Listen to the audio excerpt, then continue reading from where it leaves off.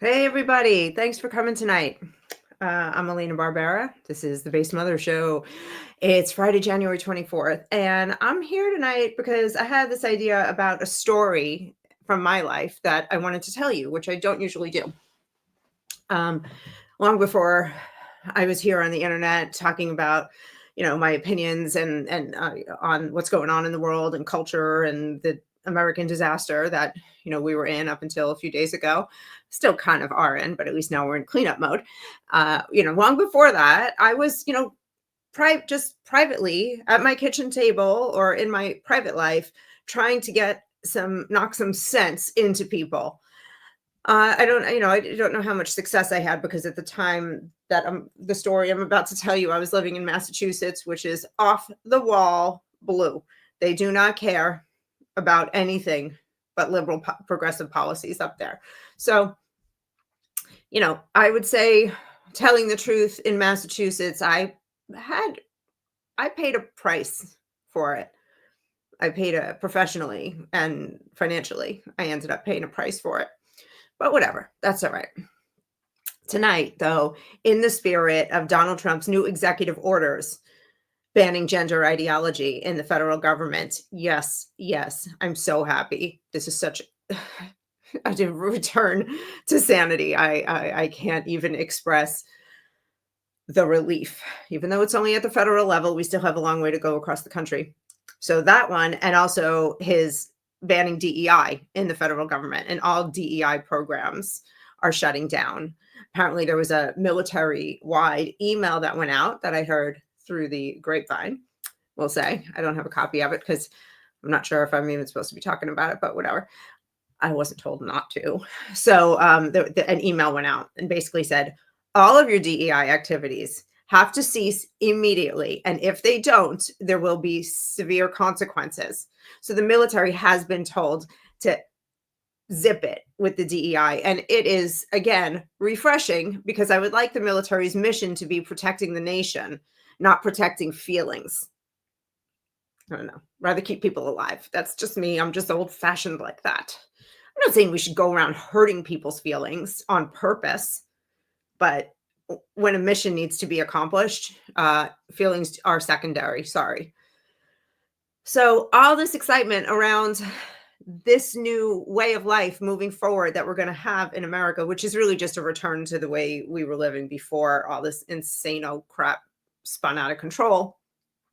It got me thinking about my life during the pandemic. So I was working in the live event industry. So in March of 2020, I lost my job. Me and so many people across the country instantly got shut down. We were the first ones because we were in live events were large gatherings of people. So we were the first ones to lose our jobs and pretty much the last ones to get them all back because live events like concerts and weddings and bar mitzvahs and all conferences, professional conferences, all those things,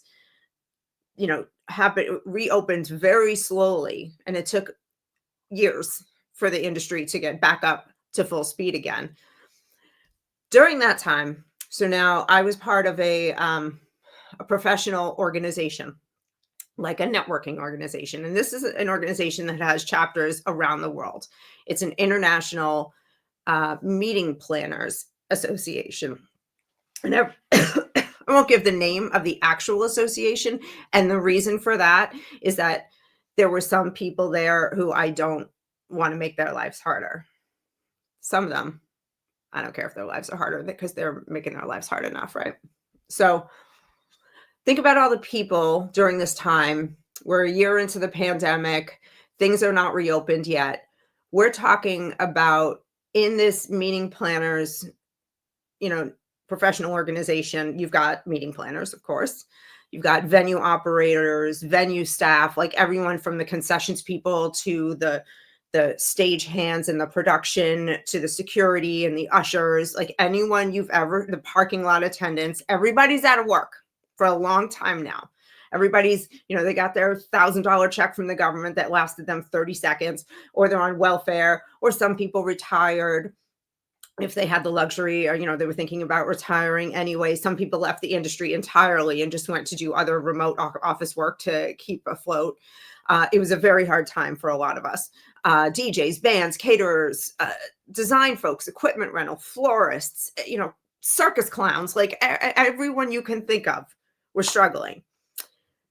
And this organization decided during this time to put a focus on pronouns. So at this point now, we're kind of getting back to having some events. Everyone's still forced to wear masks, and there's all these distancing rules, but they're getting back. So they said, when we come back, here's what we're going to do. Actually, I'll just read you the letter. This is July 20th, 2021. At 1:46 p.m. I received this note because at this point I had joined the board of my local chapter. And then there were like little subcommittees. Good afternoon, board of directors. Our 2021-2022 DEI committee had a successful and synergistic first meeting last week. Many thanks to our fearless chairperson. As a first step toward achieving the goal of full inclusivity, the DEI committee would like our chapter to incorporate a gender pronoun field to the contact info section of our event registration pages and the resulting name badges beginning with the August event. So when you register to go to like a networking event with this organization, you fill in all these fields, and then you get there and you show up at the registration table and they give you a name tag, and your name tag has your name, your title, and your company. Now they have added a pronoun field, and it's a mandatory field, like one of those with the little asterisk that in order to move forward, you must make a choice. So the drop downs were going to be male, female, and other. So over the next so I was immediately just like, oh, for the love of God, like, make this stop. Like, are you kidding me? There's people, we're out here not able to make ends meet. People are bugging about how to keep their lights on and pay their mortgages. And this is what you're focused on? Okay. So I'm really mad. And over the next 5 days, I have some phone conversations and some email conversations, very civilized. I kept it together. I wasn't screaming like I do here. Not in that case. I can't say in every professional situation I've ever been in that I never screamed, because that would be a lie. In this case, I was lovely. So what I did was had all these conversations and to ask questions and get some clarity. So what you could do is, if you didn't want to choose, he, him, she, her, or, there was the other. So the other you could fill in like sie, their, they, them, or whatever, right? Or you could just leave it blank. And I said, well, that really isn't helpful, because now if I just leave it blank and I just have name, title, and company name, now I look like somebody who refuses to participate in Bloom, Massachusetts, and I might as well have a MAGA hat on, and they might as well just like take me out back and throw me in the dumpster, because that's what they think of me. They think I'm garbage here in Massachusetts. And I was like, now you're actually, in order to solve a problem for people who don't exist. By the way, I had never seen anybody that looked like a they, them, or a non-binary, or a trans cross-dresser. Never once at any of these meetings had I ever seen anybody. So you're solving a problem that doesn't exist. And in doing so, you're creating more division. So, in those conversations, while I got the clarity, I got some secret support. I had a few people say to me, I completely agree with you. This is ridiculous. I can't believe we're spending time on this. But, what can I do? I got to go. I got to, go along to get along. This is my business. That's what they said. And I'm like, no, I cannot pretend, and I cannot just eat, a shit sandwich just to get along. I can't. It's not in my constitution to not tell the truth. I cannot help it. There's not there, and this is going to be like ongoing, and there are monthly events that we attend, and I've got to go there and now be singled out as the person who won't fill out her thing, and watch everybody with their feeling so proud of themselves because they say she, her, like, get bent. So they were, and all these other people who agreed with me just coward because they were still afraid of cancel culture. I didn't care. I was like, I'm going to tell the truth and take my lumps. So 5 days later, on July 26, 2021, I wrote this letter to the board, and I want to share it with you. Hello, list of all the names who I'm not going to name, because some of the people on this list are the people who said that they actually agreed with me. Since last week, I've been giving tremendous thought to our organization, prompted by the Diversity, Equity, and Inclusion Committee's initiative to include pronouns on name tags. I joined this chapter with the understanding that we were here to help each other build wonderful events around the world. I feel as if this purpose is falling to the back burner. I respect differing perspectives on politically charged issues. However, I do not think these issues have a place in a business networking group. Started off pretty reasonable. I'm calm. I stayed calm. Growing up, I was taught to be kind to everyone, to accept everyone as they are, and that labeling people in any way was wrong. Life here wasn't perfect, but I was taught to do my part to make it better for everyone I met, an effort I continue to this day. That's true. That's what we were raised back in the day.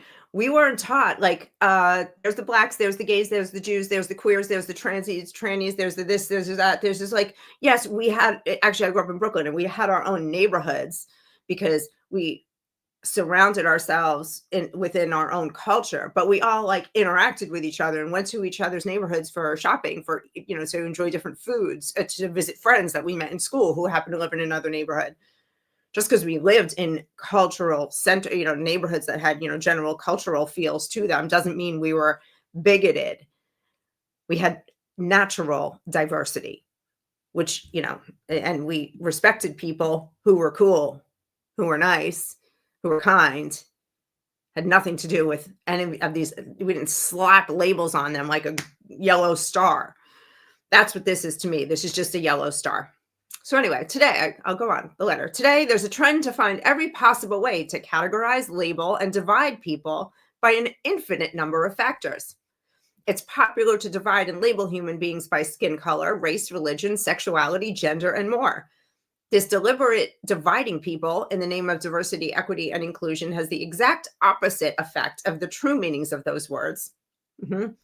And only serves to force sameness, greaten the equality divide, and exclude those who don't subscribe to the DEI credo, like me. I realized that I might have just slipped the name of the organization. I realized that corporate has chosen to be on trend, and that it's the job of the local chapter to be in alignment. Yet with this new initiative from the DEI committee, I am concerned about what could be coming around the bend. Like, now I don't trust you anymore. Now you're pulling this in the middle of a catastrophe. You're talking pronouns. I don't trust your judgment. I think you're all legitimate morons now, right? I mean, how could I not? How could I not? Excuse me, I get very distracted. I said, I'm concerned about what could be coming around the bend. It simply hit too close to home right here in Boston rather than off in the distant land of the corporate office. DEI as a nationwide initiative is hyper-focused on dividing us by race, and that's not something I can stand by idly and watch, and I stand by that today. Call me old-fashioned, but I will not be a part of any organization committed to separating people by factors which have no worth in comparison to the content of one's character. I will choose to accept all people as they are without categorizing them like widgets, without favoring one over the other because of physical characteristics, without prejudice of any kind.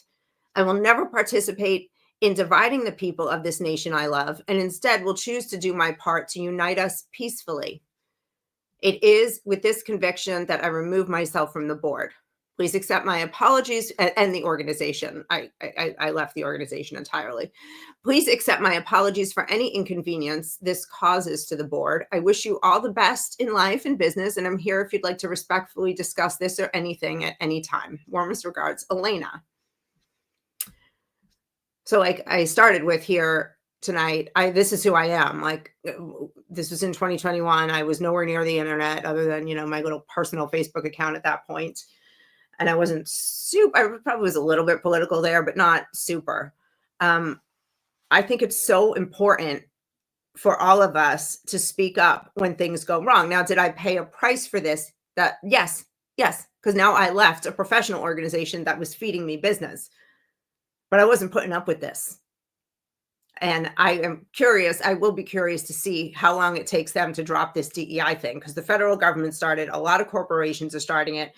These organizations like the event space, the music business, they tend to lean more liberal. So they're going to hang on to this with a death grip for a lot longer.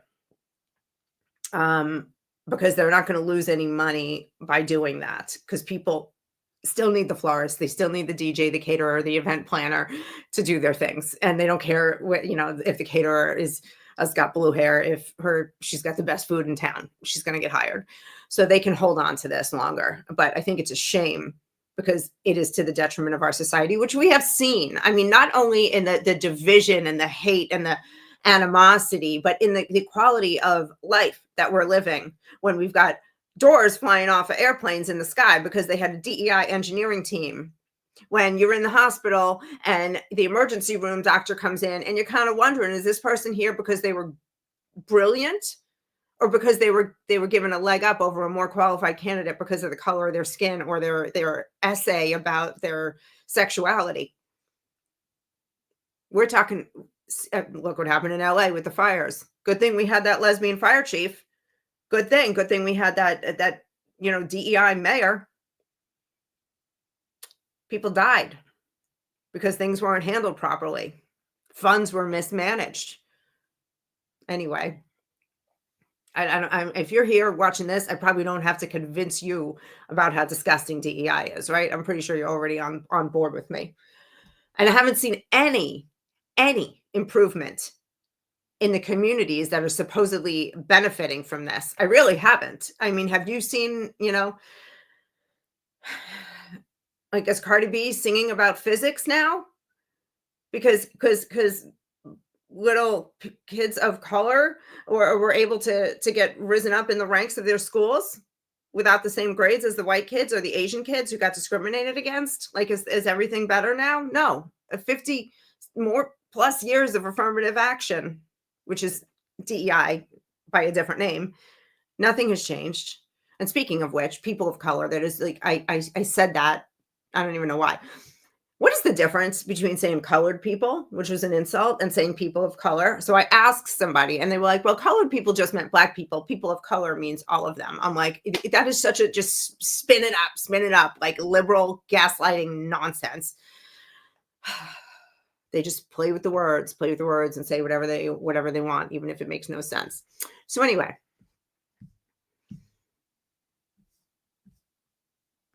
I'm just, okay. So if somebody sent me a nice note, right? I'm so sorry to see you go.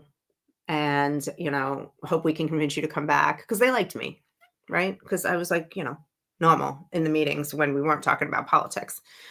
And, hope we can convince you to come back. And if you change your mind, give me a call, blah, blah, blah. And I wrote back and I said, thank you so much. I really am sorry to leave you behind. So-and-so and I spoke today and she, as always, was so gracious. Direction of corporate it is going in just doesn't make sense to me. We have an industry in despair, yet here we are focused on DEI. Thanks for understanding how I feel about that in general. The way I see it, leadership should be calling for an all hands on deck approach to save what's left of us after the last year. There are so many businesses hanging by a thread, unemployed colleagues, and businesses that didn't survive who have people in search of new beginnings, all in the face of a potential second lockdown. But hey, pronouns, when there isn't even data to prove that this is a problem. And that was, my response to him. I just kind of reiterated and added more to my resignation letter. And it's just it's kind of like a microcosm of what happened in the whole nation. Look at what has gone on over the last 4 years. So the Biden administration immediately popped DEI programs into every single federal agency, from the military to the Department of Education, the IRS, all of them had all of these diversity programs, had all of these initiatives. And meanwhile, people are getting raped, robbed, and murdered by illegal aliens. who are, and set on fire, which was, just last month. Horrible, horrible things were happening. We had no national security. People couldn't afford their groceries. Electricity was up like 30%. Gasoline became untenable for people to like just keep their tank full. World War III is starting. Where we have that disastrous Afghanistan withdrawal. Our military is the weakest it's ever been. Recruitment numbers are abysmal. Our students are failing in schools. 40% of kids can read at grade level. Like what do we, everything is falling apart. The whole house is on fire. And the Biden administration was saying, but pronouns, but DEI, but men in women's sports, let's go. Equality for trannies. That this thing that I went through was a microcosm of what the nation went through. And my story is not unique. I bet everybody listening here has some stupid BS emails like this that they got. Whether or not they spoke up on them, I don't know. But I hope that in the future, we never let this happen again. And I'm going to ask you to never let this happen to our nation again. It's disastrous. We can't do this. So I'm going to leave with this.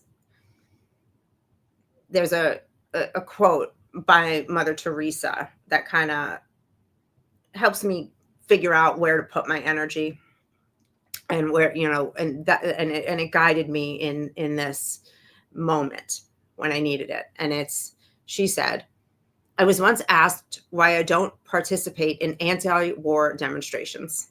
I said that I will never do that. But as soon as you have a pro-peace rally, I'll be there.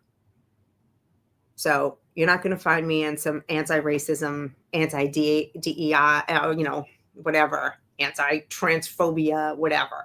But if you want to invite me to a place where we're all finding unifying factors, like we had in America in the past, where we all united around the flag and our common purpose and vision for running this republic and living in it together, if you want to invite me to that, I'll be there. Anyway, that's all I've got for you tonight, guys. I will be back. I'm going to be starting right here on my Rumble channel Monday, Wednesday, and Friday, 7 p.m. every Monday, Wednesday, and Friday. Unless on like the rare occasion when I've got like a family affair on a Friday night and I'm like, I'm going to go do that instead. But that won't happen that often because I'm more committed to being here 3 nights a week with you. If you have any suggestions, things you want to hear from me, drop them in the comments. I'll see if I can find some information and put together a segment or an episode for you. And thank you so much for coming. Please drop a sub, like the video, comment, and God bless you. God bless America.